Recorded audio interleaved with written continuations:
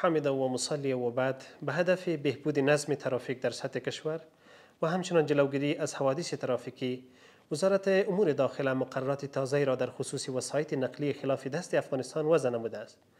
در قدم نخست، مالکین موترهای دست راست که قبلا استیکر دریافت کرده اند جهت اخذ نمبر پلیت و جواسیر موقت به ادارات ترافیک در مرکز و ولایت کشور مراجعه نمایند. نکته دوم، آن عده موترهای خلاف دست افغانستان که فاقد ثبت و استیکر اند هرچه عاجل وسایط خیش را از شهر کابل کاملا خارج ساخته و در مدیریت های ترافیک ولایت مربوط ثبت نموده و استیکر دریافت کنند. نکته سوم، ورود موترهای دست راست جدید به شهر کابل کاملا ممنوع می باشد.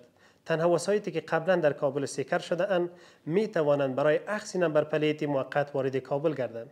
نکته چهارم، وسایطی که در یک ولایت استیکر یا نمبر پلیت دریافت می کنند تنها حق گشت و گذار در همان ولایت را دارا می باشند و اجازه تردد در سایر ولایت کشور را نمی داشته باشند. باید گفت که مقررات و محدودهای بیشتری در این خصوص وضع خواهد شد. به همین دلیل از هموطنان خویش خواسته می شود که از خریداری این گونه موترها خودداری نمایند. مالکین محترم باید این مقررات را جدی مراعات کنند، در غیر آن با برخورد قانونی پلیس مواجه خواهند شد.